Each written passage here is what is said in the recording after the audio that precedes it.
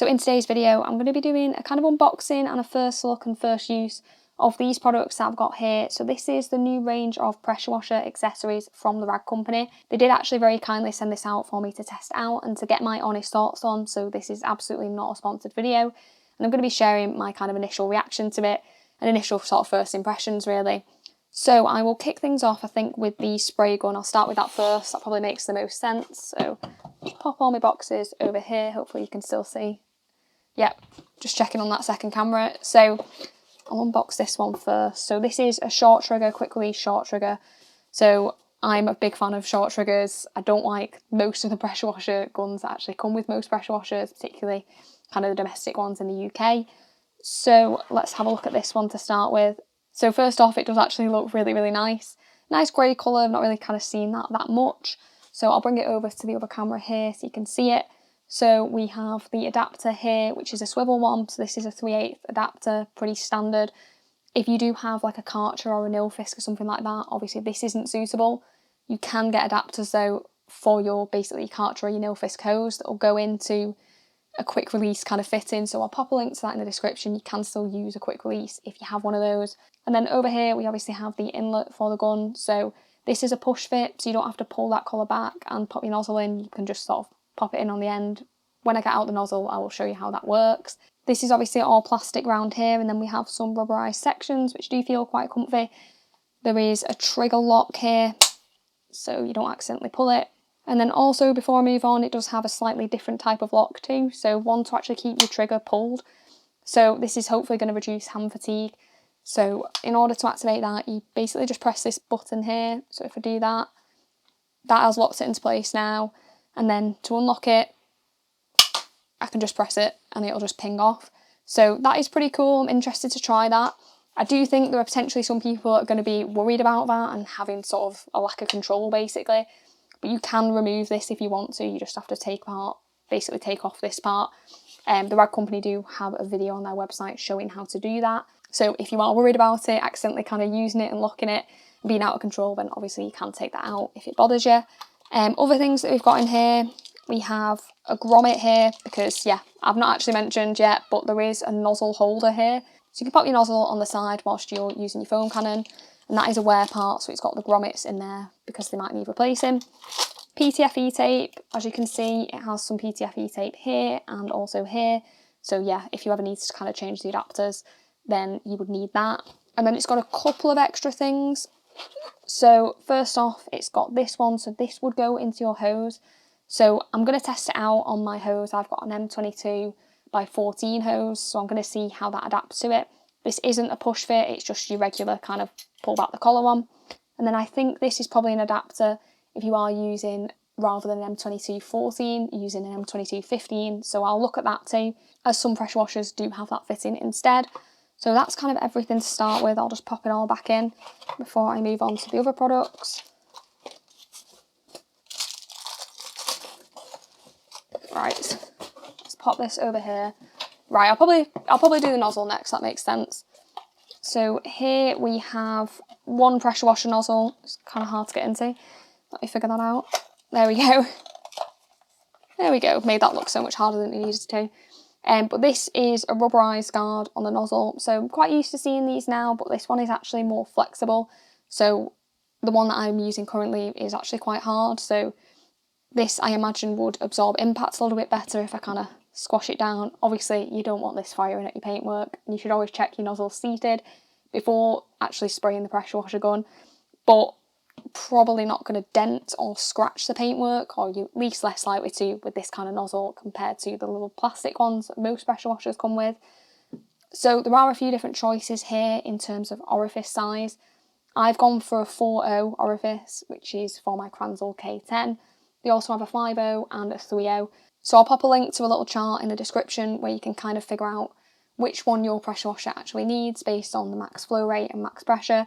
So I'll pop a link to that. In terms of the fan, it is a 40-degree fan. They don't at the moment have a 25 or a 15, although hopefully they will do one in the future. As I do usually use a 25-degree one, I find a 40 to be a bit too wide for wheels. So it would be nice to see that hopefully in future. And I will actually just show you now how that push lock fit works. So normally you would obviously pull the collar back, but here you can just clip it in. Hopefully you can see that on the camera here. I'll just move myself over. So here you've got the nozzle and you basically just pop it in. And then it is basically kind of spring loaded. So if you undo it, it will kind of flick out. So just be careful you obviously don't do that whilst aimed at anything and basically have hold of the nozzle when you do it. So I'll pop that on there and that on there. Let's have a look at the spray wand next. So this is the extension lance. So obviously you've got your 1/4 inch here that would go into your gun. We'll do that now so you can see. There we go. And then also on the end, you've again got your 1/4 inch push fit. So you can pop that in, which I'll show you. So this is obviously useful if you've got a roof on a really large car that you can't reach just using this. I've never really used one of these as I quite like the short trigger, but I'm kind of interested to see how it does, particularly for cleaning the roof. I think it's possibly going to be fairly useful for that. But generally I do tend to just use the short trigger. And then finally, I'll move that back a little bit. We have the foam cannon. So let's open that up here.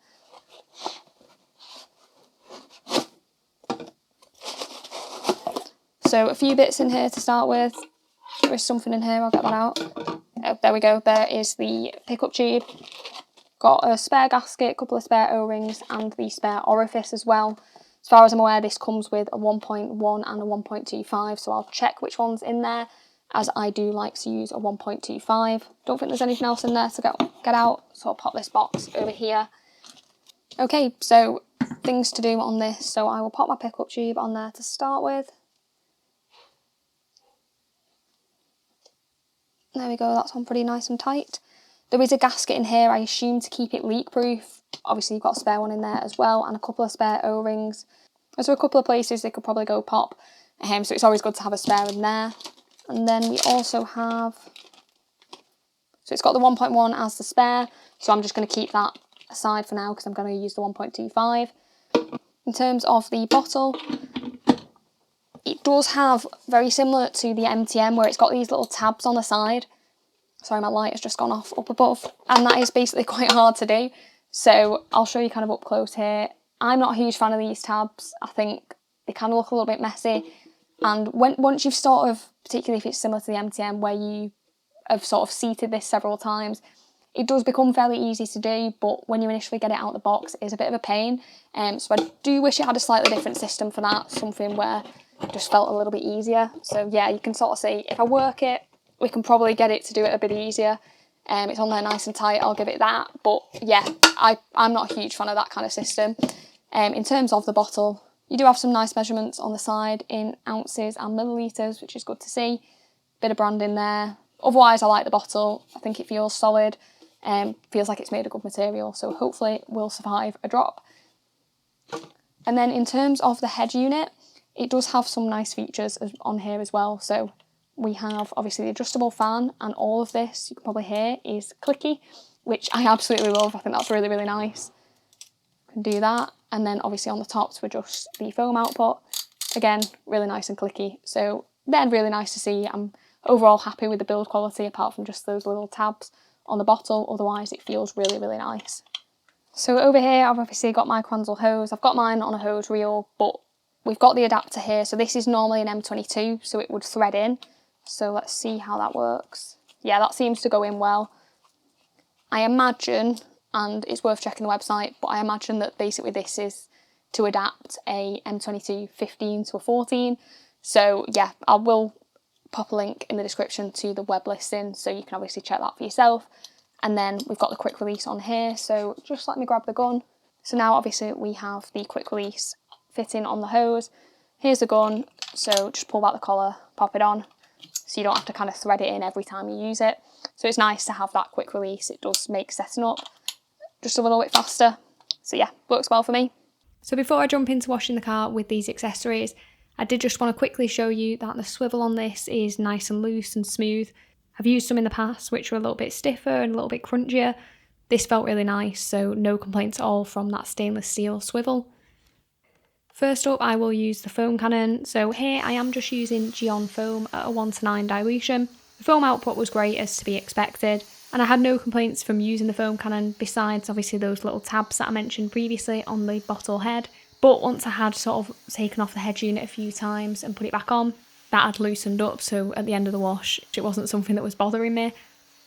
There is plenty of adjustment in terms of the fan width, so you can go quite narrow, which isn't something I tend to do, or you can go super wide with that fan, which obviously means you can cover the cart a bit quicker, so plenty of adjustability there.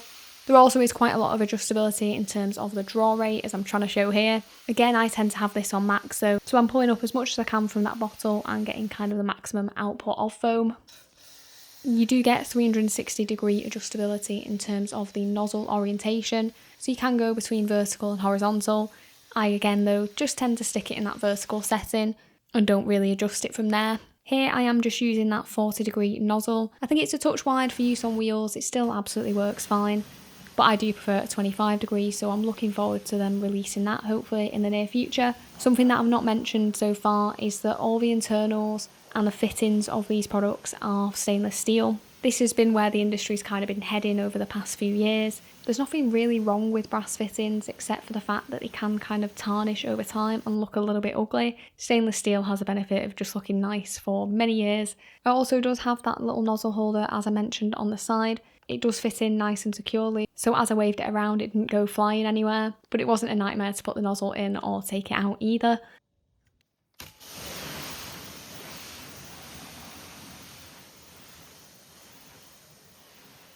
I also wanted to show the trigger lock in action here. So as you can see, I am pressing that little button on the bottom. You do have to consciously engage this, and there is a little bit of a knack to it. And then to disengage it, it's very, very easy. Just give it a little click and it will turn the gun off. Obviously this is quite a unique feature and something that I think is going to take me a bit of getting used to, but I do think it's really handy if I'm doing multiple cars in a day to avoid my hand kind of cramping up and it just being a little bit harder. So it's something that I am going to consciously try and remember to keep using. Here you can see I am using that lance too. I'm not really used to using a lance either, but it's something I did want to give a go and see how it would incorporate into my routine. Definitely think for rinsing down the bonnet and the roof, it does make things a lot easier and I can get across the entire roof just from one side. So I do think I'm going to try and start using it, but obviously for the wheels and if I'm working in a tighter space, I do prefer just to use the short trigger on its own. I do like that you can rotate the lance under pressure, so it's easier to rinse off those lower sections without kind of bending down as much. So I think for a lot of people, obviously the lance is very useful. In terms of prices, it's $69 for the foam cannon, $79 for the short trigger, $39 for the wand, and $17 for the nozzle. Obviously this does sit into a premium price bracket. I'm not sure on the UK prices at the moment, but if they are fairly comparable, I do think it sits in that premium bracket, but is still competitive within that, particularly for the nozzle. My plan is to obviously test this out over a few months and then probably do a comparison using a couple of others that I have in my collection, a cheaper one and also my MTM one, to see kind of which is the best out of them all. So that's probably something that I will post on the main channel. If you have enjoyed this video or found it useful, then as always it would be brilliant if you dropped it a like, and thanks very much for watching.